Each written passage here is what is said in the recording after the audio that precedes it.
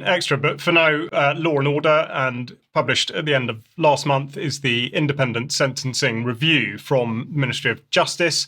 There's just time to look at two of the provisions, the first being a measure which would set a very dangerous precedent indeed, so-called pharmaceutical interventions for those subject to criminal sanctions.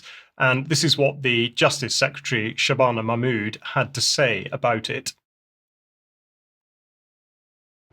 Arousal. And does it last forever? Is it permanent? You have to keep taking the medication.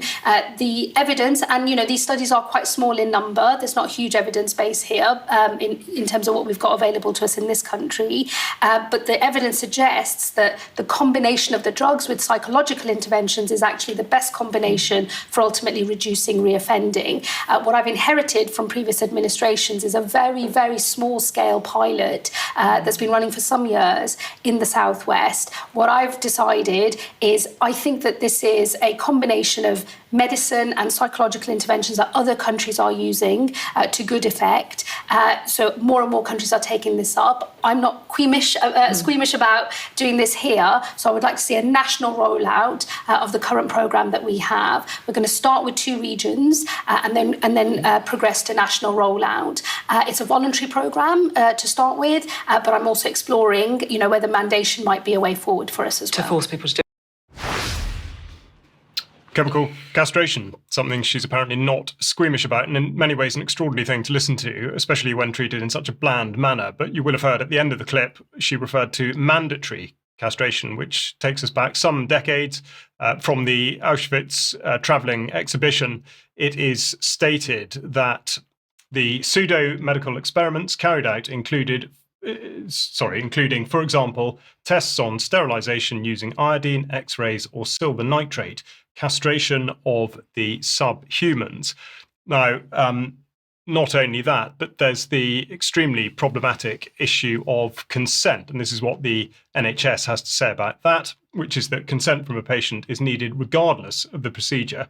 The principle of consent is an important part of medical ethics and international human rights law, something everybody will have a particular view on from what's happened over the last 5 years. But of course, put the other way around, the obstacle, or at least the way round this particular obstacle, concerns capacity, and the health service goes on to say that the requirement for consent disappears with what they call a severe mental health condition, such as schizophrenia, bipolar or dementia, and where the patient lacks the capacity to consent to the treatment of their mental health. Now, these are referred to as psychological interventions, and with regard to that, there's absolutely no evidence to substantiate the effectiveness of such, as seen here in the rather outdated scoring profile from the College of Policing, where the impact on crime is scored as low.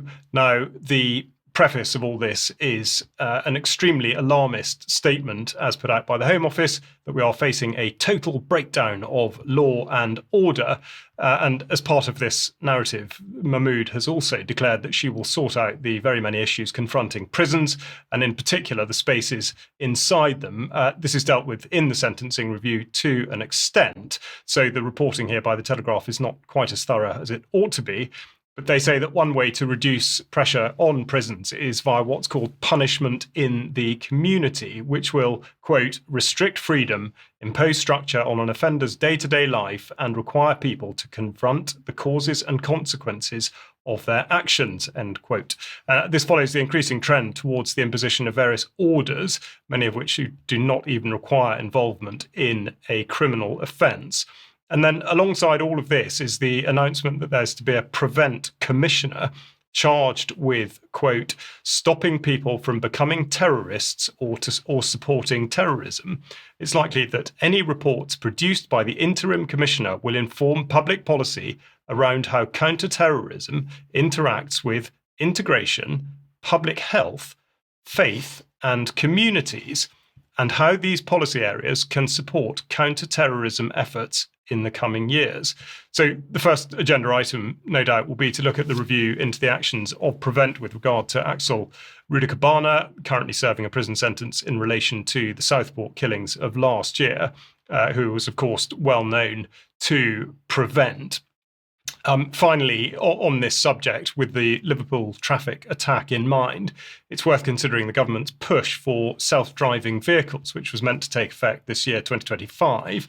Now, the Connected and Automated Mobility Report of 2022 predicated the transition on the theory of change, another instance of nudge or applied behavioural psychology. So it's not hard to see how the actions of Paul Doyle and the associated fanfare of attention could be used to engender public acceptance for automated vehicles. So this would be something that we keep an eye on. They say here that public trust and acceptance of any new technology is key to its success.